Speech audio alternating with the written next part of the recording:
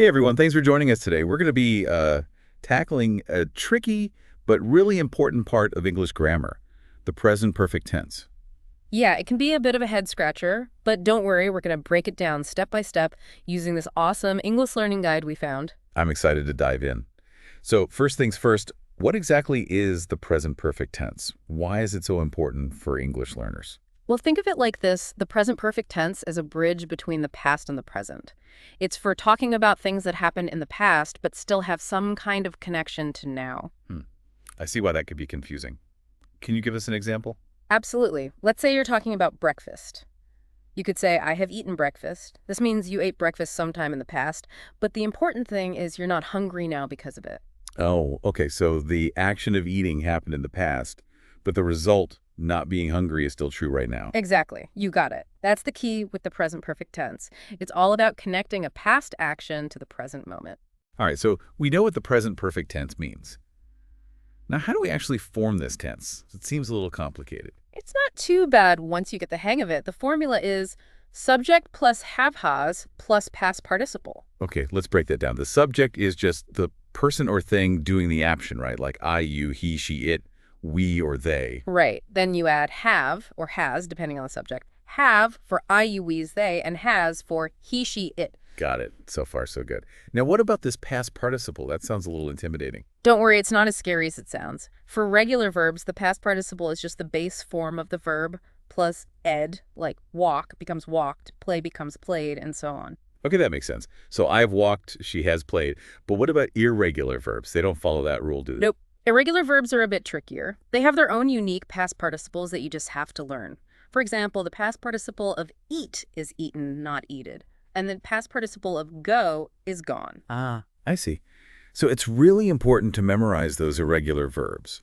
Are there any tips for remembering them? Absolutely. There are tons of resources online and in grammar books that list common irregular verbs. You can even make flashcards or come up with little memory tricks to help you learn them. The Mhm. key is to practice using them in real conversations. That's a great idea. I think I'm starting to get the hang of this. Huh. Now, is there anything else we need to know about forming the present perfect tense?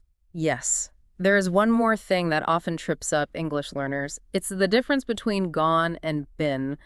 They're both past participles, but they're used in slightly different ways. Oh, I've definitely heard people get confused about that. Can you explain the difference? Sure, let's use an example. If you say, she has gone to Florida, it means she went to Florida and is still there.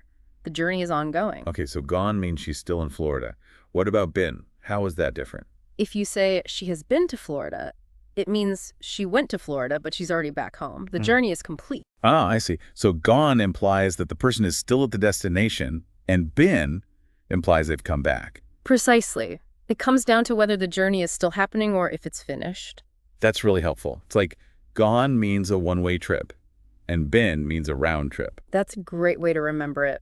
Okay, so we've covered what the present perfect tense means, how to form it, and the tricky difference between gone and been. Is there anything else we should cover before we move on? Yes, there's one more really important point. We need to talk about how the present perfect tense is different from the past simple tense.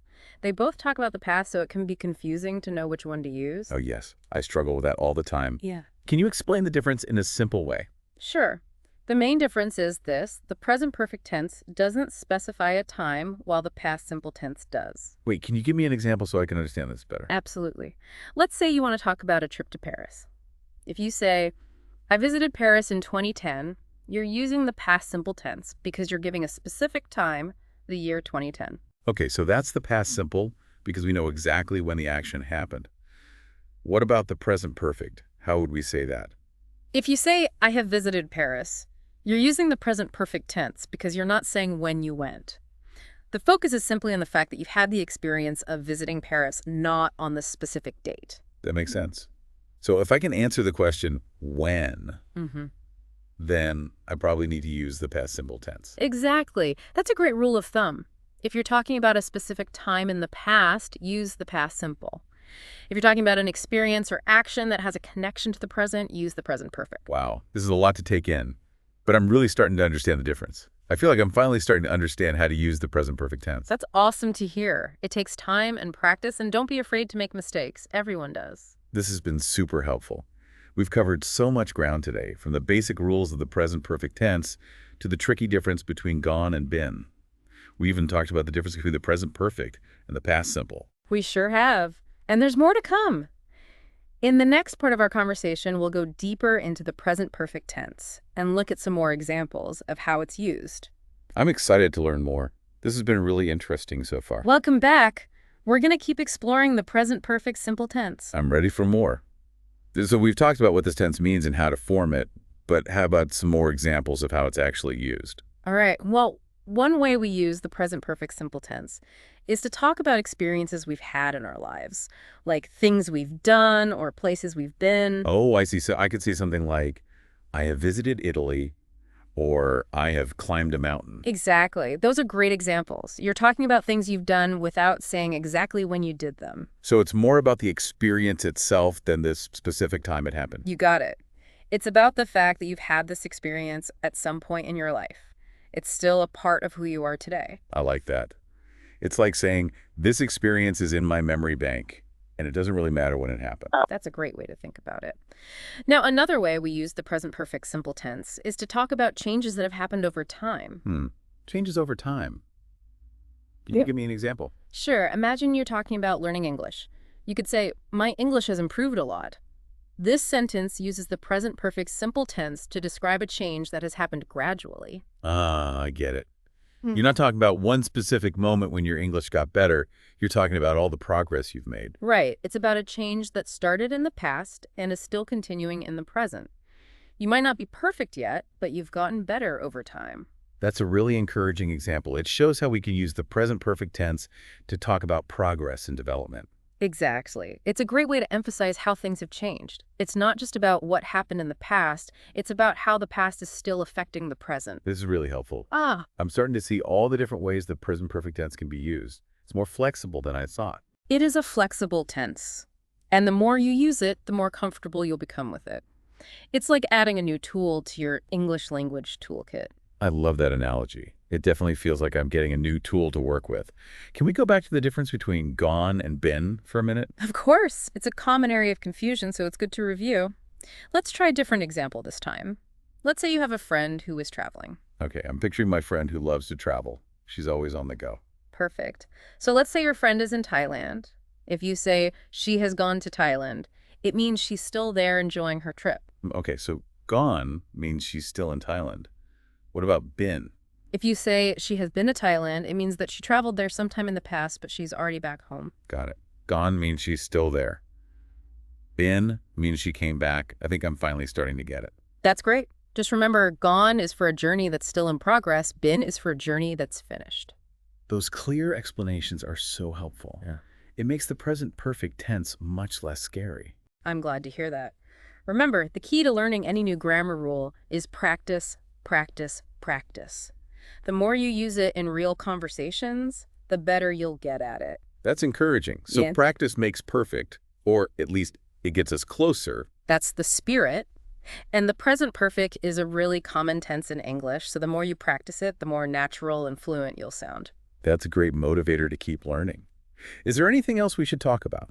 Well, we've covered quite a bit in this part of our discussion. We've looked at different ways to use the present perfect simple tense, like for talking about experiences and changes over time. And we even reviewed that tricky difference between gone and been. It feels like we're making good progress. Any other insights you want to share before we wrap up? I do actually. I have a few more things that will help you sound more like a native English speaker. We'll dive into those in the last part of our conversation. I can't wait to hear them. I'm feeling much more confident about using the present perfect tense, but I know there's always more to learn. That's the right attitude. There's always more to learn when it comes to English grammar. But don't worry, we'll explain it all in a way that's easy to understand. That's what I love about learning from you. You make it so clear and simple. I'm ready for the final part of our conversation. All right, welcome back to our conversation about the present perfect tense. I'm ready for those final insights you promised. It feels like we're putting all the pieces of the puzzle together. That's a great way to describe it. So we've talked about what the present perfect means, how to form it, and different ways to use it. But there's one more thing I want to address. It's a question that a lot of English learners have. Okay, I'm curious. What's the question? It's about choosing between the present perfect and the past simple. They both talk about the past, so it can be tough to decide which one is the right one to use. Yeah, that's definitely something I struggle with. Is there a simple way to remember when to use which one? There is. Here's the key. The present perfect tense is used when the time of the action isn't important or specific. The past simple tense is used when the time is important and specific. Can you give me an example? I always understand better with examples. Sure. Let's imagine you're talking about going to the movies. If you say, I went to the movies last night, you're using the past simple because you're giving a specific time last night. Okay, that makes sense.